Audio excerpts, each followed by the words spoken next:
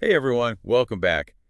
Have you ever noticed how sometimes you hear a cool new word and then it's just gone? Oh, yeah. It's like poof, vanished. Yeah. Happens to me all the time. Right.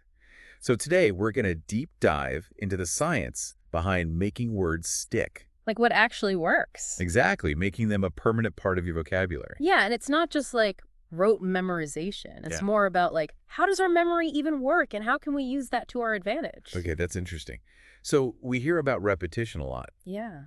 but what's the science there? Like, why does writing a word over and over Right. and saying it out loud, why does that help? Well, you can think of it like building a bridge. Okay, The more supports you have, the stronger that bridge is going to be. makes sense. So repetition is kind of like adding those supports to your memory. Each time you're making it stronger. Exactly. Each time you encounter it, it just strengthens that pathway in your brain and it makes it easier to remember. So it's not just about drilling it in, it's more about really building a solid foundation. Yeah, exactly. I like that. And Yeah. and also when you're writing and speaking, Mm-hmm. you're using different senses, right? Absolutely. You've got the visual, the auditory, even a little bit of that kinesthetic when you're writing. Right, so it's multi-sensory, Totally. And that just creates a richer experience for your brain. which is probably why we remember song lyrics so well. Right. Oh, Because you've got the rhythm, the melody. music is so powerful for memory. It is. Like it taps into our emotions. It creates those strong associations. So if you can connect a new word with a song or a jingle, Yeah. you've got a better chance of remembering it. Yeah, definitely. Okay, so repetition is key, Mm-hmm. but visuals are also important. Oh, yeah. I remember learning about drawing an image for a word. Right. Like it gets sun for the word sun. Mm-hmm. Does that actually work? It totally does. Our brains, they process images way faster than just text. Yeah, so when you create that image, you're basically giving your brain a shortcut Right. to remembering that word. So instead of just thinking of the word sun, I could picture a bright yellow sun, Yeah. maybe with a smiley face to make it even more memorable. Exactly. And the more unique and engaging that image is, the better it's going to stick. Okay, so it's like I'm creating a little comic strip in my head. Yeah, kind of. And you want it to be a place that you enjoy going back to. All right, I'm starting to see how these techniques all kind of connect, but then how do we actually make these new words part of our everyday language? Well, that's where real world application comes in. Okay. But a lot of people struggle with this because it Yeah. can feel awkward, right? Totally. Like you're showing off or something. Oh, yeah, I totally get that. Like trying to use a new word in a conversation. Yeah, I remember I was trying to use the word ubiquitous once, and Yeah. it Oh, yeah. just did not work. But it's not about using fancy words to impress people. It's about making them a natural part of how you speak. So how do we do that Mm. without it sounding forced? Well, start small. Okay. Like instead of trying to, force it into a conversation, Right. just write a few sentences with it. Oh, okay. See how it feels. Try it in different contexts. Got it. The more you use it in writing, the more natural it'll become when you're speaking. So I'm kind of practicing in a safe space Exactly. before I go out there. And then when you are ready to try it out, talk to friends, family, okay, even your pets. Just make it a habit. Use it until it's second nature. Yeah, that's the goal. Perfect. Make it effortless. Welcome back. So we're talking about how to actually, make those words stick. Right. Right. And sometimes I think the most basic techniques can be the most effective. Totally. Yeah. I remember using flashcards back in the day, Yeah. but I always kind of thought, are those still a good way to learn? They can be if you use them the right way. Like, they're really great for something called spaced repetition. Spaced repetition. Yeah, it's basically revisiting that information at different intervals. So it's not just cramming all the words in at once. No, it's more like giving your brain those little nudges to keep the words fresh. Little reminders. Exactly, yeah.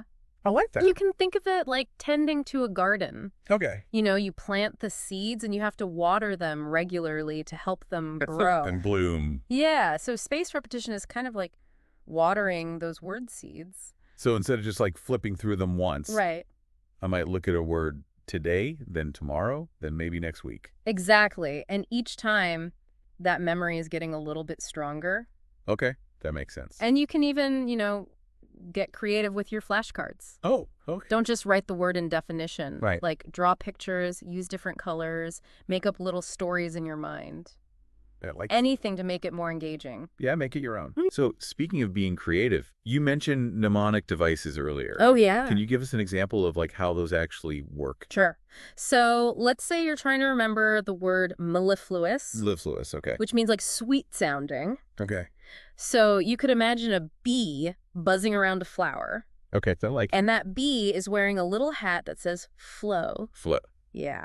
So you've got the sound of the bee, the image of the flower, and that silly hat. It all ties together. It all comes together to help you remember that word. That's really clever. It's like a little puzzle in your mind. It is. It is. So speaking of puzzles, what about technology?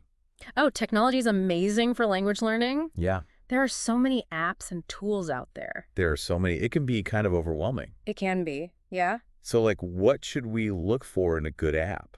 Well, you want an app that goes beyond just like basic vocabulary drills. Ooh. Look for things like personalized lessons, interactive games, even opportunities to practice with native speakers. Oh, that would be cool. Yeah, and some of them even use voice recognition to help you with your pronunciation. Oh, wow. So it's like having a tutor right there in your pocket. It is, and they track your progress, they figure out your strengths and weaknesses, Okay. and then they adjust the lessons accordingly. It's personalized learning. It is, yeah. So, I'm definitely guilty of using my phone for less productive things. Oh, we all are.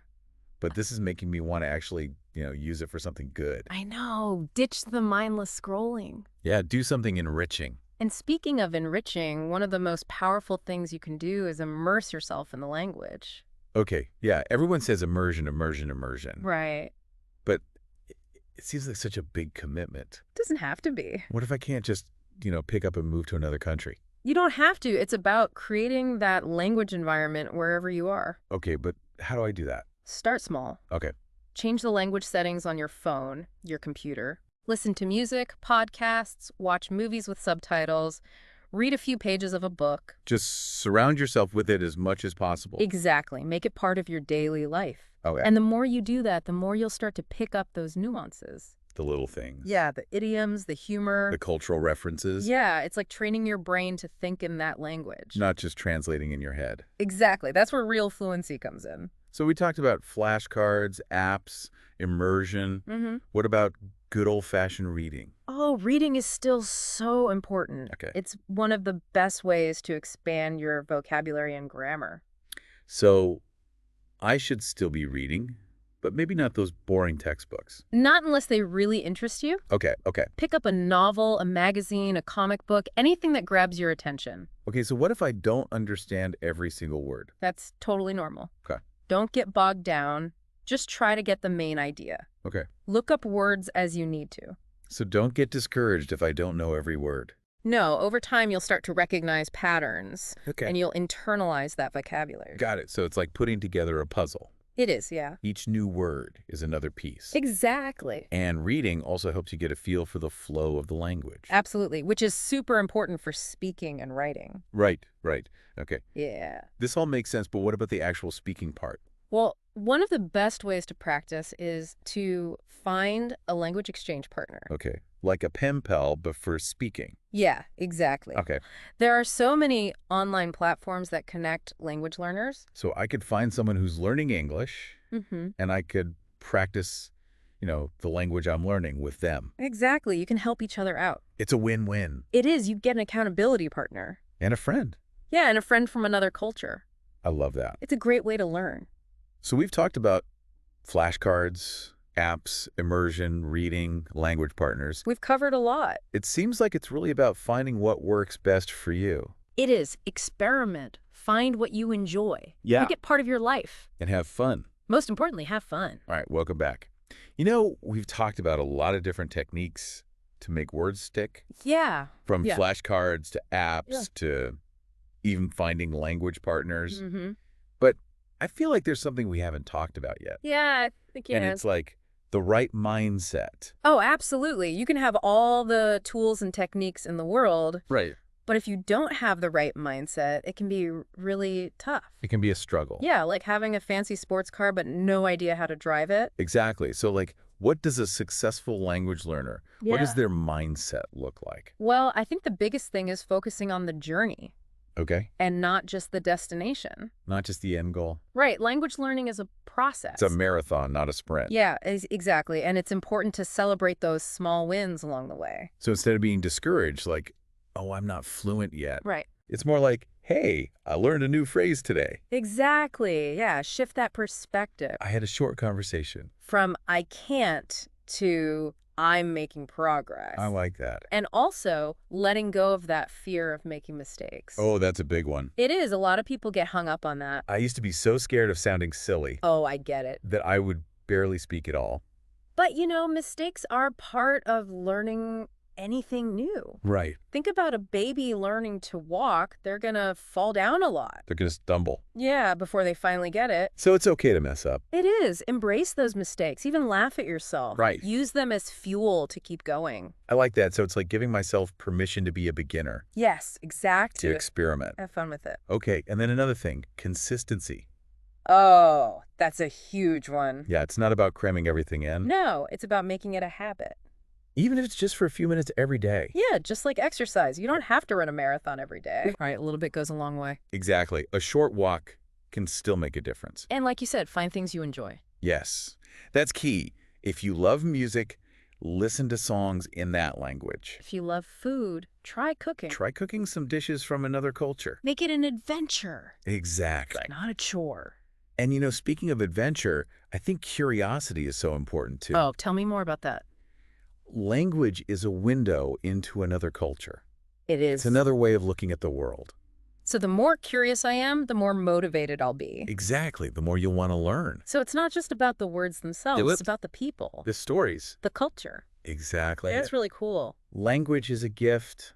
It lets us communicate and connect. It opens up new possibilities. It does. So embrace that journey, celebrate your progress, and never stop exploring. Wow, that's a great way to wrap things up. I think so. I feel so inspired. I'm ready to go learn something new. I love it. And remember, everyone, it's never too late to start. That's right. With the right mindset and a little effort, anyone can learn a new language. Absolutely. So, on that note, we'll say goodbye for now. See you next time.